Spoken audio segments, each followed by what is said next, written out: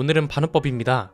이걸 진짜 어떻게 설명해야 할지 모르겠는데요. 트랙스랑 코나 진짜 어떡하죠? 티볼리가 이렇게 나와버리면 얘기가 완전 달라지겠는데요. 이거 트랙스랑 코나로 넘어가는 분들이 상당하지 않을까 싶습니다. 제가 몇 주 전부터 티볼리 시작 가격이 1800만원대라는 것부터 시작해서 렉스턴 라이너 페이스리프트부터 시작된 가격 상승의 조짐, 그리고 이게 티볼리까지 영향을 주면 절대 안 된다고 말씀드렸잖아요. 가격뿐만 아니라 옵션 장난도 하면 안 된다고 했고요. 제가 이런 영상을 괜히 올렸을 리가 없겠죠. 이게 지금 현실이 됐습니다. 티볼리 페이스리프트 가격이 1800만원대로 시작되는 건 맞습니다. 그런데 문제는 그 다음입니다. 이건 진짜 적극적인 제안과 소비자들이 반응이 꼭 전달되는 게 좋을 것 같아서 관련 내용들을 지금부터 총정리 형식으로 빠르게 정리해드리겠습니다. 어제 티볼리 페이스리프트 최초 공개 영상을 내보내드렸죠. 이 영상에서 제가 제대로 된 가격을 얘기하지 않은 건 오늘 영상을 위한 빌드업이라고 이해하시면 될 것 같습니다. 오늘 제안할 건 간단합니다. 지금 티볼리 페이스리프트 옵션 있죠. 오늘 제안하는 내용을 KG 모빌리티에서 한번 들어보시고 댓글로 달리는 소비자들 반응을 살펴보신 다음에 타당한 제안이다, 그리고 필요성이 있는 변화다, 이런 결론이 나온다면 옵션표라도 좀 수정을 해주셨으면 좋겠습니다. 지금 옵션표는 냉정하게 말하면 트릭스 보다가 코나로 넘어가는 사람들도 생길 것 같습니다. 왜 이렇게 말씀드리는지는 지금부터 설명해 드리겠습니다. 크게 세 가지인데요. 첫 번째는 현재 나와있는 가격표부터 분석해 볼 필요가 있습니다. 옵션 선택 가능 여부가 약간 소비자들이 기분 나쁠 만한 구성이라고 해야 할까요? 좀 다르게 말하면 너무 대놓고 상위 트림으로 유도하려는 게 보입니다. 우리가 봐야 할 건 이제 1.6 MPI의 가솔린 모델입니다. 왜냐면 얘가 가격 경쟁력의 핵심이 될 모델이니까요. 두 가지 트림으로 나뉘는데, 일단 하위 트림 기본 사양부터 보면 1.6 가솔린 MPI 엔진에 아이신 6단 자동 변속기, 전동식 파워 스티어링, 드라이브 모드 시스템,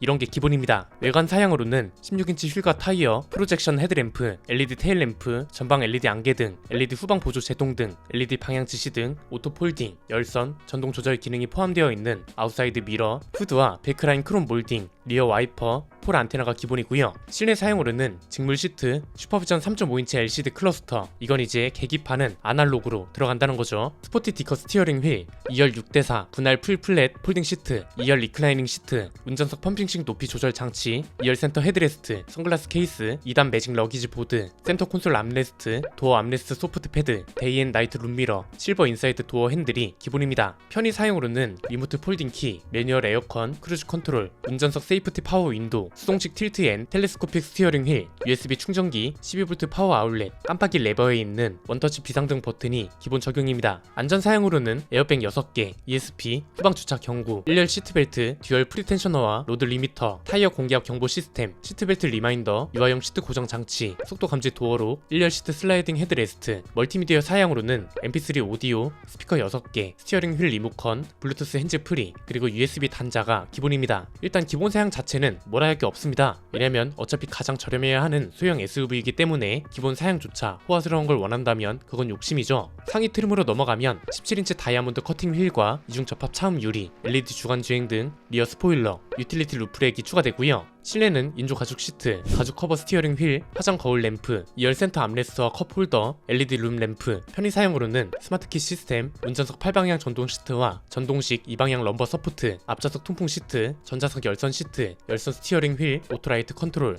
무적 감지 와이퍼가 기본으로 바뀝니다. 안전 사용으로는 긴급 제동 보조, 전방 추돌 경고, 차선 이탈 경고, 차로 유지 보조, 부주의 운전 경고, 안전거리 경고, 앞차 출발 경고, 중앙 차로 유지 보조, 스마트 하이빔, 전방 주차 보조 경고, 멀티미디어 사용으로는 8인치 스마트 미러링 패키지가 기본으로 바뀝니다. 여기까지도 나쁘지 않습니다. 상위 트림에 웬만한 옵션이 다 들어가고 2244만원에 끝낼 수 있으니까요. 자, 문제는 이제부터 나옵니다. 이건 말 그대로 기본 사양이고 이제 소비자들이 원하는 옵션 사양들이 있을 거잖아요. 옵션을 선택할 수 있느냐 없느냐에 따라 상품성은 천차만별이거든요. 예를 들면 우리나라 소비자들이 선호할 만한 사양들은 9인치 내비게이션 패키지, 여기에 이제 안드로이드 오토랑 애플 카플레이 같은 게 기본으로 들어가고, 익스테리어 스타일 패키지는 이제 다른 옵션은 조금 부족해도 예쁜 외관을 원하는 사람들이 분명 많단 말이죠. 여기에 18인치 다이아몬드 커팅 휠하고 풀 LED 헤드램프가 포함되어 있고, 이거랑 밸류업 패키지, 이건 이제 인조 가죽 시트, 스마트키, 운전석 전동 시트, 앞좌석 열선 시트, 열선 스티어링 휠, 이런 게 모두 포함되어 있습니다. 아니면 그냥 마음 편하게 파퓰러 컬렉션 패키지로 가버리면 9인치 내비게이션 패키지에 딥 컨트롤 패키지, 하이패스 시스템, ECM 룸미러, 이런 게 기본입니다. 딱 1880만원 하위 트림에 필요한 옵션들만 넣으면 완전 완전 해자 가격이 됩니다. 제 기준으로 딱 필요한 옵션만 선택하라면 파퓰러 패키지, 여기에 이제 스마트폰 미러링 기능이 포함되어 있는 구인시 내비게이션 패키지가 같이 묶여있죠. 그리고 듀얼존 프로토 에어컨이 포함되어 있는 인포콘 커넥티비티 패키지 2, 18인치 휠하고 LED 헤드램프가 포함되어 있는 익스테리어 스타일 패키지 1을 선택할 것 같습니다. 그리고 앞좌석 열선 시트랑 열선 스티어링 휠이 포함되어 있는 밸류업 패키지, 이 정도까지는 꼭 선택할 것 같은데, 이렇게 되면 옵션 비용이 375만원 정도 발생하고 차 가격까지 더하면 가격이 딱 2250만원으로 끝납니다. 이렇게 보면 별 문제가 없어 보이는데, 문제는 이런 옵션들 중에 상당수를 하위 트림에서는 선택을 못하게 해버렸다는 겁니다. 하위 트림에서 선택할 수 있는 옵션이라고는 9인치 내비게이션 패키지랑 8인치 스마트 미러링 패키지가 전부입니다. 외관 사양과 관련된 그 어떠한 옵션도 선택할 수가 없다는 거죠. 이게 저는 말이 안 된다고 생각하거든요. 아예 트림을 하나 더 추가하던가, 아니면 외관 사양이 어느 정도 갖춰져 있는 상위 트림으로 넘어가서 앞에서 말한 옵션 패키지들을 선택했을 때 가격이 아무리 많이 나와도 2300만원 선 아래로 끊을 수 있게 해주던가요. 만약 상위 트림에서 앞에서 말씀드린 옵션을 모두 추가하잖아요. 그러면 2244만원에 옵션 비용이 255만원, 이러면 차 가격이 2499만원까지 오릅니다. 야, 이러면 대부분이 트랙스로 넘어가지 않겠어요?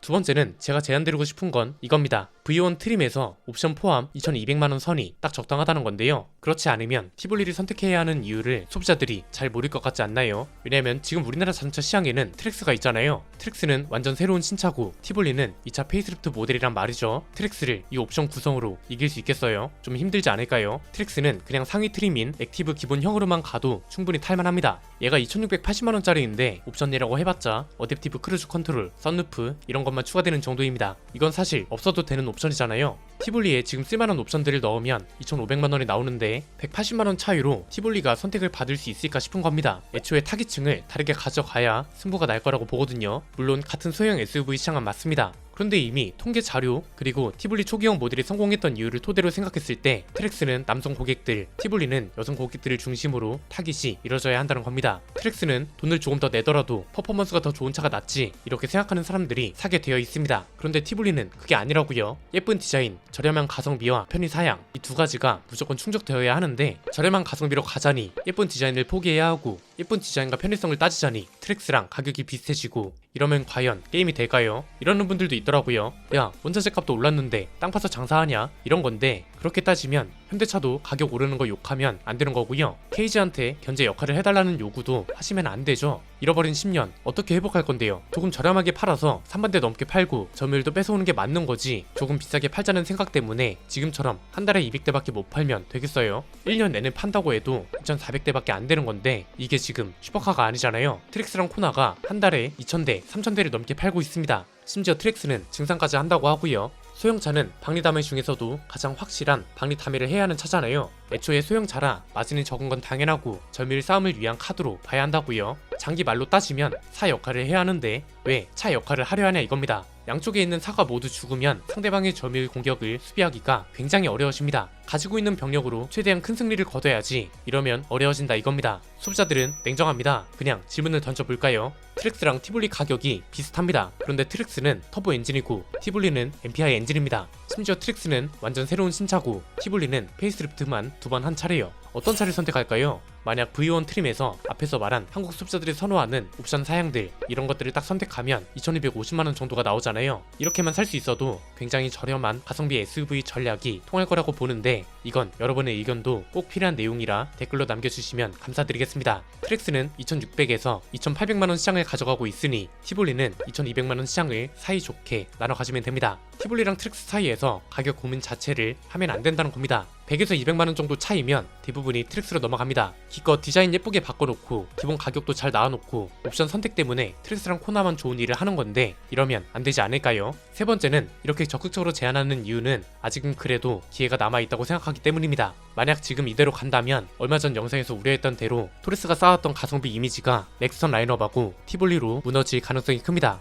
그런데 이 상황에서 오늘 나온 제안과 소비자들의 의견을 듣고 조금이라도 수정한다면 소통이 되는 회사, 말이 통하는 회사라는 긍정적인 이미지가 훨씬 커질 걸로 보입니다. 이렇게 돼야 트랙스랑 경쟁이 아니라 상승을 할 수 있고요. 이전 영상에서 말씀드렸던 것처럼 티볼리는 여성 고객들을 기존처럼 제대로 타깃한다면 굉장히 수가 좋은 전략이 될 겁니다. 앞에서도 보여드렸지만 이미 통계 자료가 증명을 해주잖아요. 어차피 앞으로 나올 KG 모빌리티 차들 대부분이 남성 고객 타깃이라면 티볼리는 여성 고객들을 타깃으로 하는 것도 좋다는 거죠. 퍼포먼스보다도 저렴한 저렴한 가격, 예쁜 디자인, 편리한 옵션 이런 게 승패를 가를 거고 가격이 겹치면 토레스로 가버린다. 이건 너무 당연한 겁니다. 트릭스가 없었다면 모르겠습니다. 그런데 트릭스가 있습니다. 티볼리 신화 뒤에는 티볼리 징크스라는 것도 있었다는 걸 모두가 기억할 필요가 있습니다. 지난 20년 동안 그래왔습니다. 신차 하나가 잘 나와서 이제는 됐구나 싶던 찰나에 뒤에 나오는 차들이 죄다 폭망이었습니다. 티볼리 때도 마찬가지였습니다. 이 징크스를 재현하길 원하는 사람들은 아무도 없을 겁니다. 이렇게 되면 또 슬럼프에 빠지는 겁니다. 토레스만 대박 나고 뒤에 나오는 신차들은 토레스만큼 대박이 나지 않는다면 안 되는 거잖아요. 저는 이번 기회에 이 징크스를 확실하게 깨줬으면 좋겠습니다. 지금 이 빌드업이 돼야 앞으로 나올 KR10, 토레스 픽업 트럭, F100 이런 차들도 대박이 날 겁니다. 진짜 시작 가격, 디자인 다 좋거든요. 옵션 선택만 좀 더 유연하게 할 수 있도록 바꾸는 걸 검토해 주시면 어떨까요? 참고로 이 돈이면 코란도랑도 겹치는 가격입니다. 오늘 내용은 여기까지입니다. 내용이 유익하셨다면 구독과 좋아요, 알림 설정 부탁드립니다. 지금까지 저는 한피디였습니다. 감사합니다.